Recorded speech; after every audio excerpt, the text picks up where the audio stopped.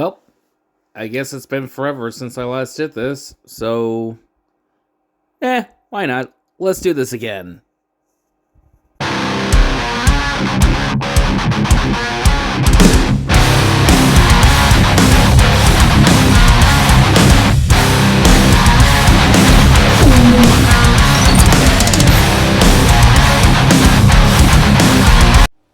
Hey everyone, and of course, welcome back. Although if this is your first What If for my channel, of course, very much welcome so. I have definitely forgot how to do my intros. But that's not important. What is important is that, yep, I am back, and I am ready to tell you another What If story. And of course, usually, like in the past, I kind of have done mostly just Dragon Ball What Ifs, and so on and so forth. Granted, the last What If I did, I kind of had to cancel because of, well, complicated issues in real life and so on and so forth. But I am willing to work around this if it means I get to have someone, well... I don't know. I have no idea where I'm going along with this. But this What If will be kind of new to me because I never in a long time would have imagined me doing one that's kind of a tad romantic. And what I mean by tad romantic? I mean so tad romantic to the point where we're even crossing over and doing something that I guess is the first for me as well. And of course, I have to thank this following subscriber for coming up with this amazing idea. But just to clarify, we're only going to do Stardust Crusaders from this part of JoJo's Bizarre Adventures because it's a matter of like how much I could tell before I start basically repeating what the series actually does with nothing new to add, so to speak. So, if we are done rambling on like your typical supervillain, let's get into the What If and get this show on the road. How a very romantic What If story begins with our young lad Jotaro Kujo, who has, for the most part, had a pretty normal childhood, playing ball, getting along with others, and has had pretty good for the most of it. However, one day, when the young Jotaro was 9, Jojo, as we will call him nowadays, was playing around in the forest by himself, or at least he thought he was by himself. That is until someone had fallen off of a tree branch.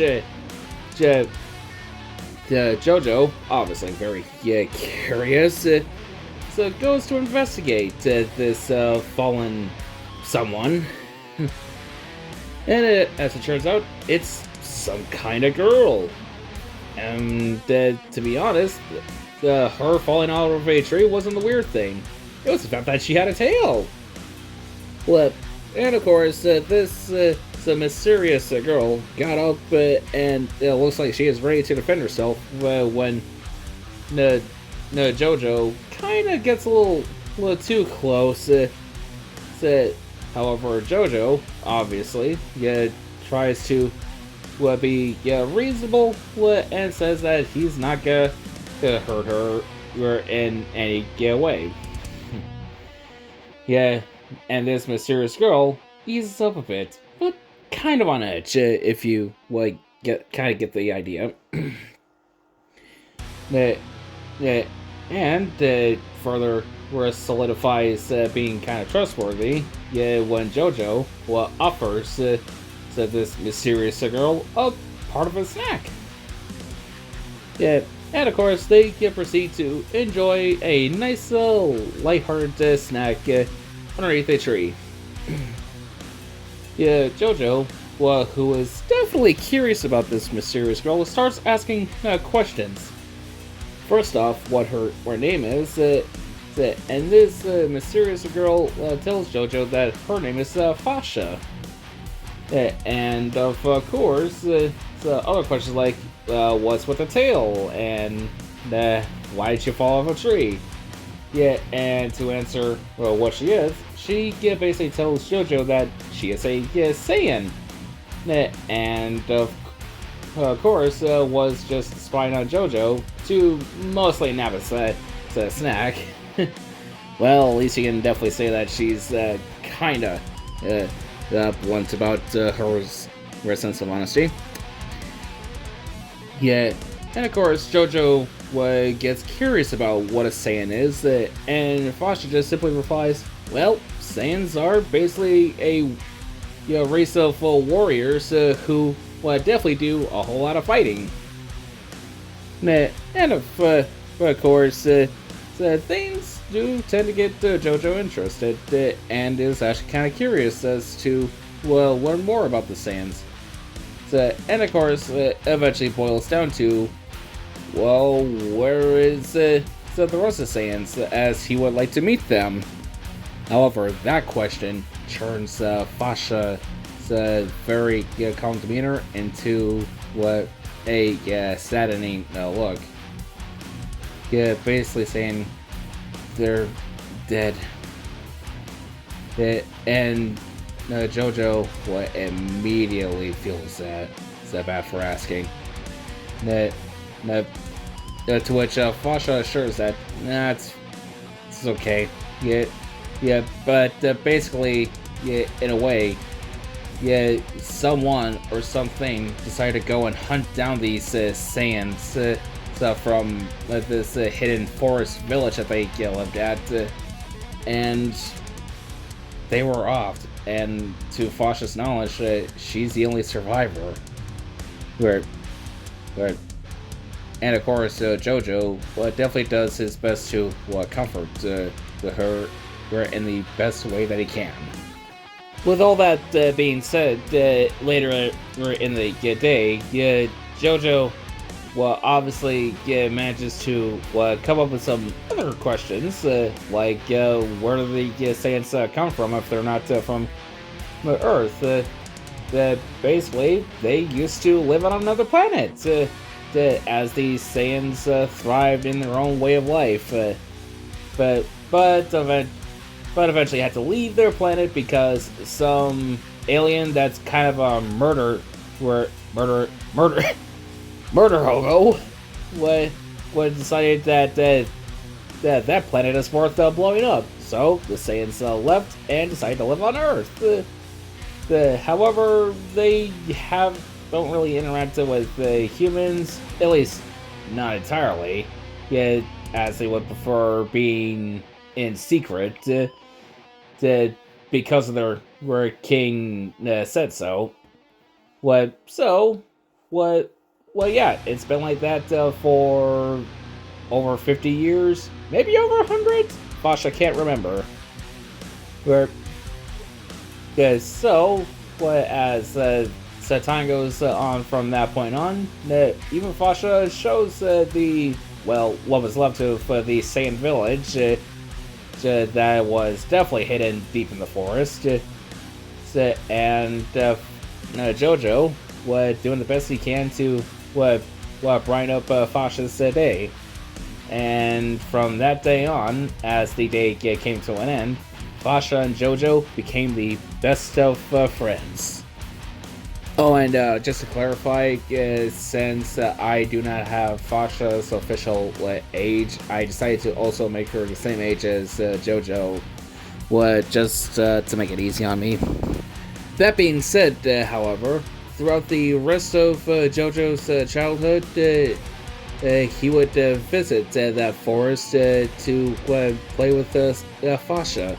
And those two would grow a bond unlike anything that anyone has ever seen. And they were just, so adorable. Or at least they would be. Yeah. And basically, in a way, their childhood sort of blossomed in a very nice way. JoJo would show Fasha the brighter sides of life outside the forest. Fasha would share some of what she would do at her village. And the two will just play it off oh so well with each other. Again, very cute, kind of wholesome. Oh, it would be too cute to handle if this were a real thing. But regardless, this bond that they have will continue past their childhood and into their teenage years. At some point, I would say at least around preteenish, the two start to see each other more than friends. And of course, this is JoJo before the JoJo of when he was 17. No, JoJo admittedly was kind of nervous about how Fasha would handle being in a relationship, but Fasha, who clearly had no idea what relationships were, it would definitely take a lot of JoJo in his end to help her figure it out. And believe it or not, it all worked out. From their early years of teenagehood to we'll cross that bridge when we get there. They would basically do all of the things that most teenage romances would do, for the most part, and they really would catch it off. As boyfriend and girlfriend, they would definitely do all the most romantic things possible. And I believe it also should be noted that Fasha, who does become older in the story as the story goes on, starts to wear the Saiyan armor that her people wear. You're welcome, my fan art, fan artist. Anyway, yeah, and of course, at some point, JoJo's mother would notice and of course, JoJo would explain to his mother that she kind of lives in the forest. To which JoJo's mother would take pity and and at some point, Fasha would start living with the JoJo under a nice, comfortable roof. Granted, she slept on the couch, but to Fasha, she didn't care. She got close to JoJo. What? And before you ask, yeah, not safe for work moment here. However, I will not describe it as we still have a little bit more to go through. However, as years go on, they would do more and more things together. At times, they were playful. Sometimes they were serious. Sometimes they were rebellious. And of course, sometimes they can be troublesome, so on and so forth. And especially when the age of 17 rolls around. As they would get into a fight with some gang members. 4 to be exact, if I research or remember correctly. Yeah, and if you thought it was brutal when JoJo described it, imagine a Saiyan woman in the fray. So, yeah, you can definitely imagine how much more it would have gone out. However, where JoJo starts to realize something, and of course tells Fasha to avoid the cops, and JoJo would handle it, and for this part of the story, this is where things might start to get a little similar. Whereas JoJo's mother would come over to pick up JoJo, accompanied by Fasha, And things would definitely get a little intense as Jojo would start to try to explain that he's possessed by something. And of course, Fasha would try to convince Jojo that there's nothing wrong with him.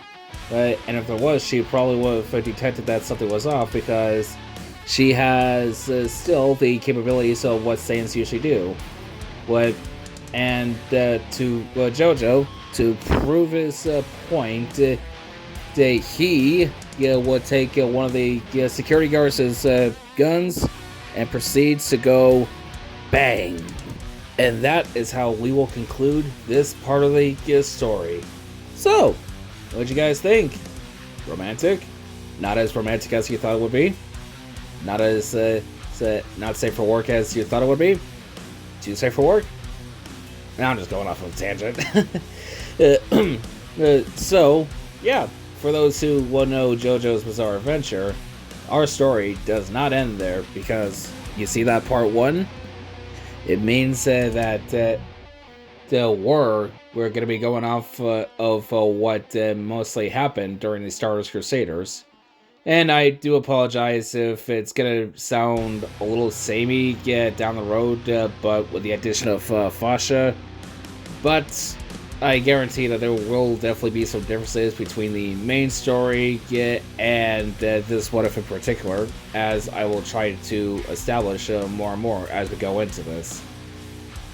And of course, I must reiterate, I am not an expert on romance and stuff like that, so wish me luck. So, yeah. I really hope you guys like the origins of this relationship, and, well, let's just hope it blossoms until we reach the end of it.